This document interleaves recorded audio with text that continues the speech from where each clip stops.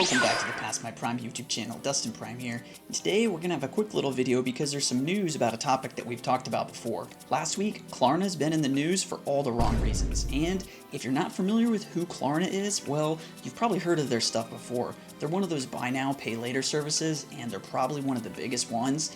They're a Swedish company that's been around for quite a while. And maybe you've seen that viral video that's been going around with the burrito split it into 4 easy payments. Yeah, we talked about that a few weeks ago, about how buy now, pay later services were being used for things like DoorDash, which is absolutely insane. You can't afford that Chipotle, well, just do an installment plan on it. Bruh. Totally stupid idea.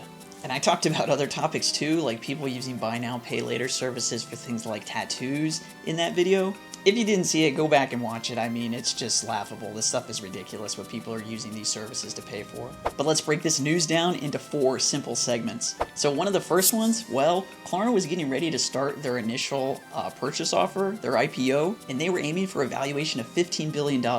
Well, that's on hold for right now. And the main reason they're saying is because of market instability caused by the tariffs that were introduced by President Trump, because they've shaken up the markets globally. But I feel like that's not a valid excuse anymore. I mean, some of that's already starting to kind of taper off, but it seems to be one of those reasons that just everybody's blaming it on the tariffs. But maybe that's not the real reason. We'll see in a second. And in other news, well, outside the United States, the UK government was actually introducing regulations to bring buy now, pay later services like Klarna under the oversight of a financial conduct authority. And this move aims to ensure that these short-term credit services meet financial standards. But the thing is, Klarna and these other buy now, pay later services, they're kind of welcoming these changes because they realize that maybe this would be for the better. Like, they want to implement credit checks and other measures to really kind of get some of this use of their service under control. Because as we've seen and talked about before, the people using these services sometimes aren't making the best decisions, and they're using these services even worse than they would use like a credit card, just going into immediate debt.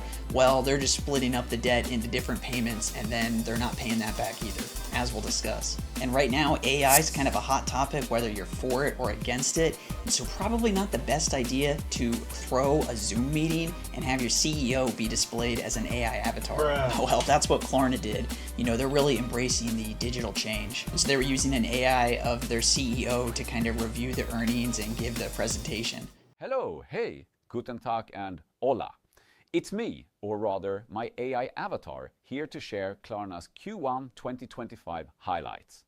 We're starting the year strong, and So Eric Wan, the CEO, said he was one of the first CEOs and he's proud to be using an avatar in the earnings call. And while that might not be so bad using an AI avatar for the earnings call, well, it's also what they did on the other side of things that made this really, really sting. Because recently Klarna, over the last 2 years, has reduced their workforce by 39% by them being replaced with AI.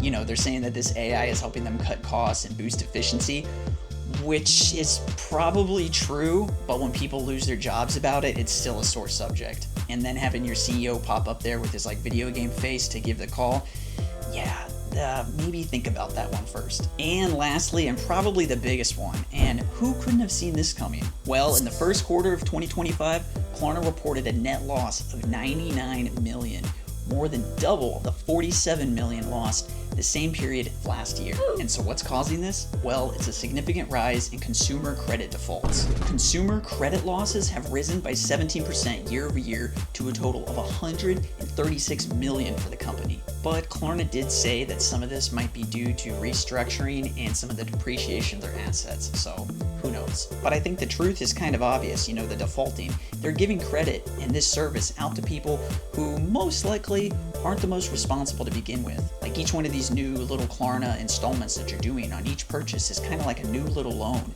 And so when someone starts to use this regularly and they have 10, 15, and 20 of these different installment plans open, it's a recipe for disaster.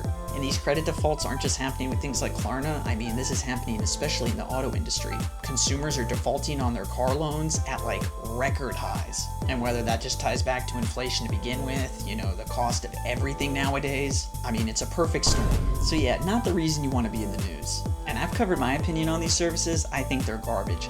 I think they're predatory. I think they're set up to just trap people into payments, late late fees and all these installments that they're never ever going to be able to get through. I mean, it's a good thing that the UK is trying to put some sort of regulation on it, doing credit checks maybe a little bit more thoroughly, maybe preventing some people from getting into this mess. And do you really need to get your DoorDash on a Klarna plan? I don't think so. If you can't afford your fast food at that moment, maybe just skip it this order. So wrapping this up, yeah, it looks like Klarna's in for a rude awakening and possibly some disaster on the horizon.